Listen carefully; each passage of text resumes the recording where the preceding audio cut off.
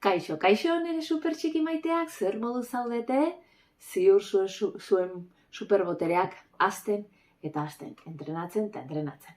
Gaurkoan, zure desioak ez betetzearen arrazoi nagusienari buruz hitz egingo dizut.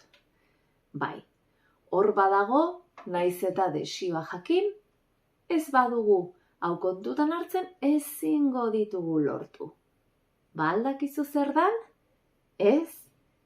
Ba, jarraitzen baduzu bideo ikusten, konturatuko zara sekretu handi honetaz. Geratu nirekin, aurrera super txikiak.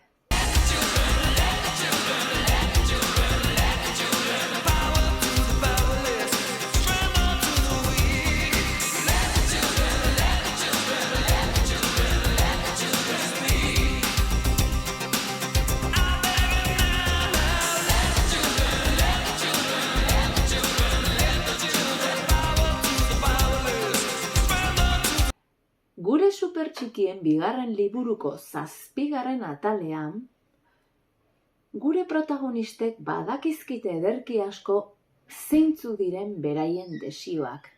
Baina zerbait bitxia gertatzen zaie eta kontuatzen dira, naiz eta argi jakin desioak. Ez badute dominatzen orain kontatuko dizuedana, ezin dituztela beraien desioak lortu. Zu dagoeneko, zure desioak zeintzun diren badakizkizunez, zure kontzientzian agian oso garbi dituzu, baino hor iskutuan batzutan badaude pentsamendu edo arrazoi batzuk konturatzen ez geanak 3. buru horretan eta kalte egiten digute, oztopo bihurtzen dira gure desioak lortzeko garaian. Zer gertatzen zitzaio Mariari 7. atal honetan? Berak suhiltzaile izan nahi du. Baino oso argi duen arren zerbaitetaz kontuatzen da. Memoria eginez, goatzen du bere amonak esatu omen zula, birramonak zioela, suhiltzaile izatea gizonezkoei zegokiela. Hau da, emakumeak ez gaudela prestatuak lan horretarako.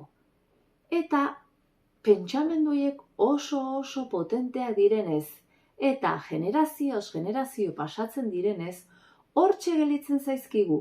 Eta Maria konturatzen da, hortan eragina egiten diola honek. Eta bere burua ez duela ikusten hain indartsu bere gustoko helburu horri heltzeko. 3 buruak ados eukitzea oso inportantea da nahi duguna lortzeko. Hau da, pentsatzen duguna egunetik egunera, barruan ditugunak eta gogoratu ideien bufeteko aukera. Guk aukeratzen dugula.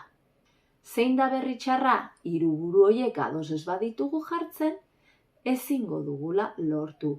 Baina zein da berri ona? Arrazoi iskutu hori topatzen badugu, Mariaren kasuan birramonaren pentsamendu hori, oztopo hori kendu eta gaindituko dugu.